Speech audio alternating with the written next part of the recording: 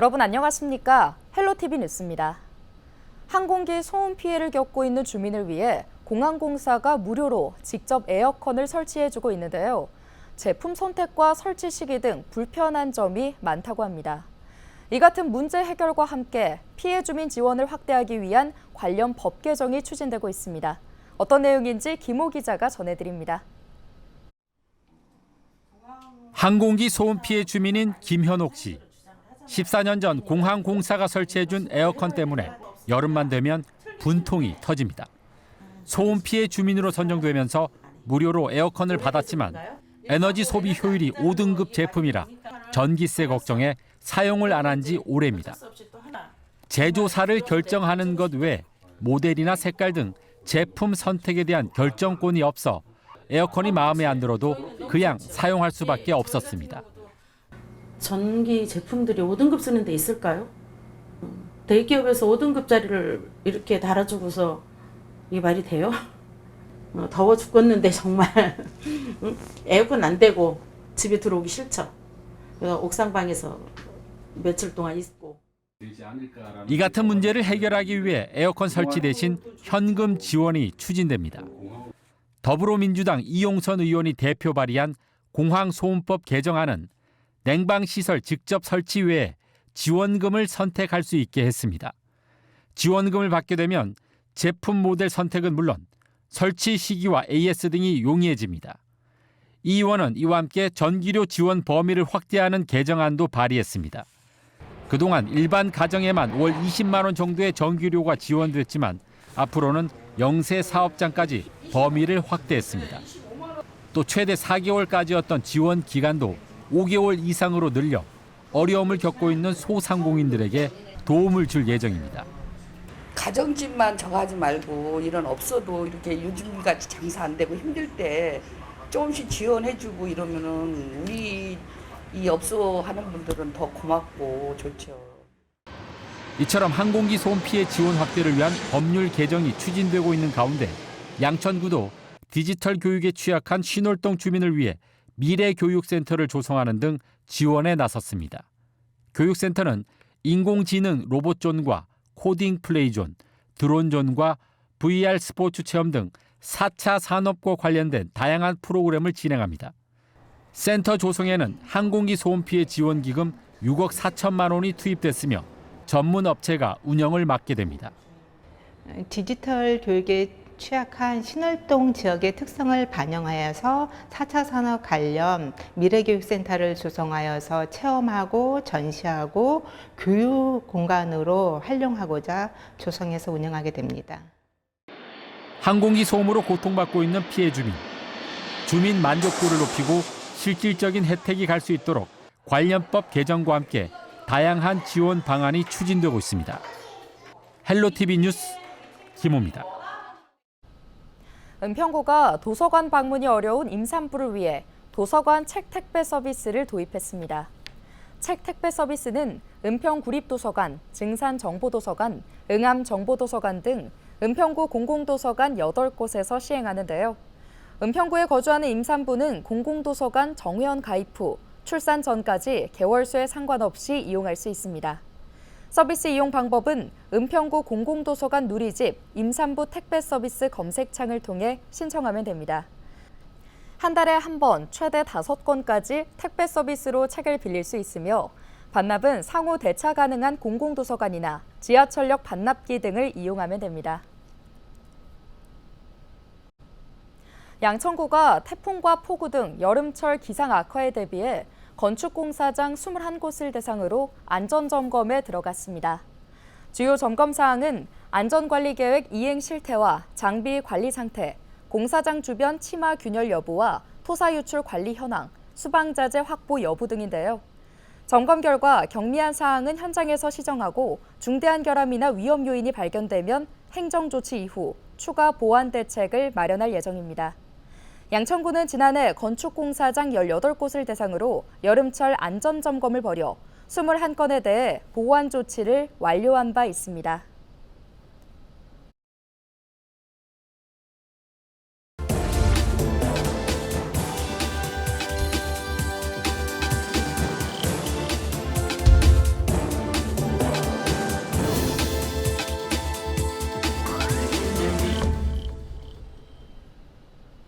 코로나 이후 전국의 골목 상권이 침체 길로를 걷고 있습니다. 서울의 유명 골목 상권도 사정은 비슷한데요. 국내 대표 문화거리인 홍대 상권 활성화를 위해 서울시 마포구가 추진한 레드로드 사업이 눈길을 끌고 있습니다. 거리마다 빨갛게 색칠을 하고 방문객들이 즐길 수 있는 콘텐츠를 채웠다고 하는데요. 케이블 TV 공동기획 지역을 살려라. 오늘은 되살아난 홍대 상권의 비밀을 딜라이브 조성엽 기자가 전해드립니다. 홍대를 관통하는 붉은색 길. 마포구는 코로나 이후 침체된 지역 상권을 살리겠다며 호기롭게 홍대 거리를 변화시켰습니다. 오래된 시설물을 철거했고 무대와 공연장, 편의시설을 추가했습니다. 불뚝 산업도 없고 스타트업 유치도 어려운 우리 마포구가 지역 경제를 살리기 위해서는 관광산업 활성화만이 살 길임을 다들 아시리라 생각합니다. 홍대 거리 특유의 감성을 더 돋보이게 하는 전광판과 야외 무대 등의 장치들은 발걸음을 멈추게 하는 매력으로 작용했습니다. 예전에는 많이 사람들이 여기에는 없고 저 위쪽에만 많았었는데 이런 거를 통해서 사람들이 밑에 있는 거리들도 알고 또 코로나가 끝나고 상권들이 더 살아날 수 있게 도움이 되는 것 같아서 좋은 것 같습니다. 볼거리가 많이 생기고 원래는 그냥 지나가는 길거리였는데도 그냥 중간중간 이렇게 있으니까 발걸음을 멈추게 하는 그런 것도 있고. 행인이 가방을 내려놓고 피아노 연주를 시작합니다. 여전히 홍대 앞은 거리 예술의 상징과도 같은 곳입니다.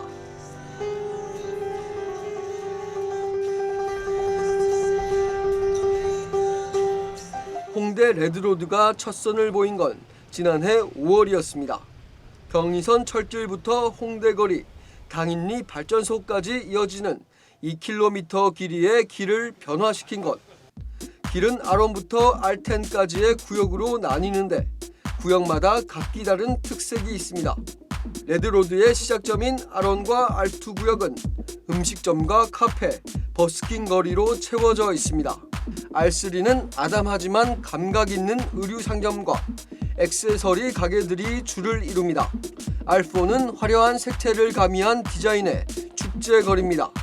R5는 지역 예술가들의 그림을 전시하고 판매하는 로드 갤러리가, R6는 노상주차장을 없앤 자리로 다채로운 색감의 광장을 조성했습니다. 그렇다면 실제 매출 신장 등 상권 변화는 일어났을까? 이를 증명하는 여러 지표를 확인해 보겠습니다. K-뷰티 쇼핑의 필수 코스로 꼽히는 한 업체의 경우 409%의 매출 신장률을 보였고, 한 카드사 조사 결과 10대와 20대가 주말 외식을 위해 자주 찾는 지역 1위로 홍대 일대가 꼽혔습니다. 또한 중대형 상가 공실률이 레드로드 조성 전 12.2%에서 조성 이후 9.8%로 감소했습니다. 한국관광공사 데이터랩이나 한국부동산원의 임대 동향 조사 보고를 자료를 참고했을 때 레드로드 조성 전과 조성 후의 관광 소비 통계를 비교해 봤을 때도 전국 평균 대비 더 상회하는 그런 관광 소비가 발생했다는 그런 데이터도 확인할 수 있었고, 상권 변화에 대한 체감은 무엇보다 상인들이 가장 크게 느끼고 있습니다. 홍대 소상공인 번영 회장은 레드로드 사업의 효과는 만점이라며 아론과 R2 구역의 경우 100% 이상, R3와 R4 구역은 30%에서 40% 이상의 매출 신장을 기록하고 있다고 설명했습니다. 효과가 100점 만점이죠. 그거 없었으면은 여기 홍대 다 죽었어요.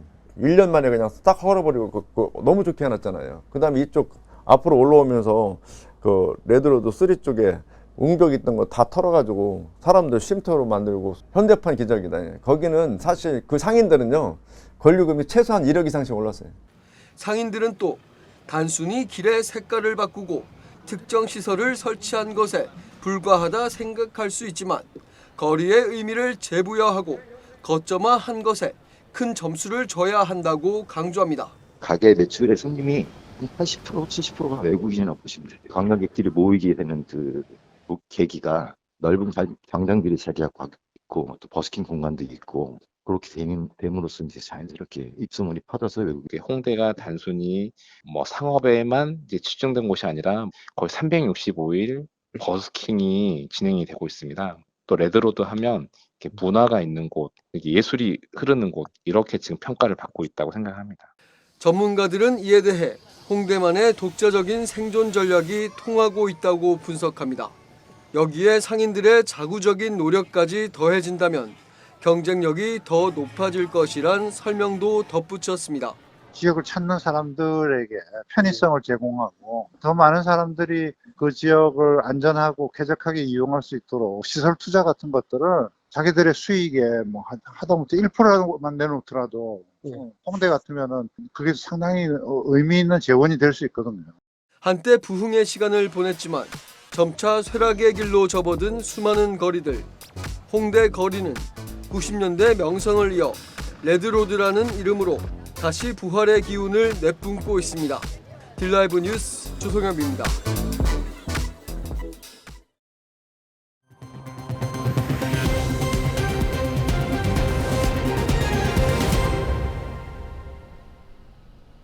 부평 캠프마켓 조병창 병원 건물 해체 허가를 취소해달라며 부평구를 상대로 행정소송을 제기했던 시민단체가 지난 11일 법원에 행정소송 취하서를 제출했습니다. 일본 육군 조병창 역사문화생태공원 추진협의회는 국방부와 인천시가 병원 건물을 전면 철거하는 대신 일부 존치하기로 해 13일 행정소송 1심 선고를 앞두고 소송을 멈추기로 했다고 밝혔는데요. 국방부는 지난 4월 전문가 자문회의를 거쳐 조병창 병원 건물 벽체 일부는 해체해 보존하고 토양 오염 정화에 지장이 없는 건축물 일부는 보존한다는 방안을 마련했습니다. 인천시가 국방부 협의 사항이 이행될 수 있도록 적극 조치하겠다는 입장을 덧붙였습니다. 연간 60억 원의 운영 적자가 발생하고 있는 월미 바다열차의 경영 개선을 위해 인천시와 인천교통공사가 지역 민간업체와 상권까지 연계하는 방안을 마련했습니다.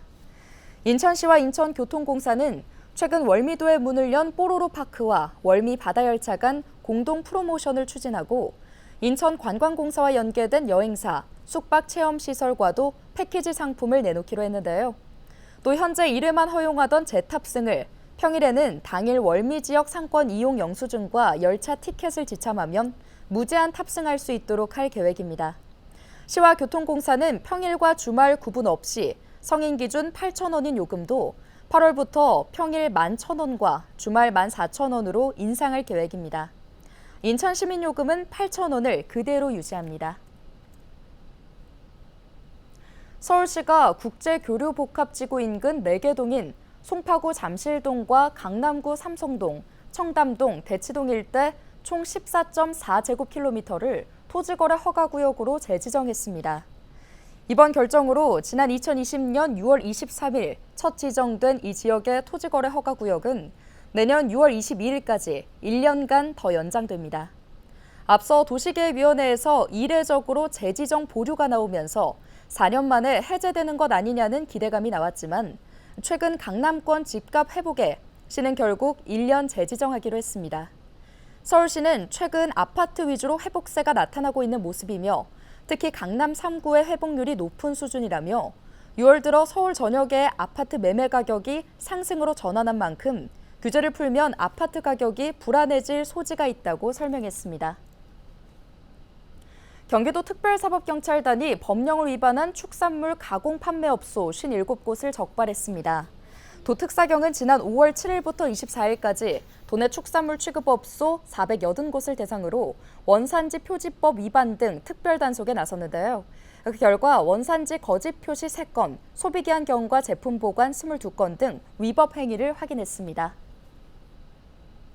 뉴스 마칩니다. 고맙습니다.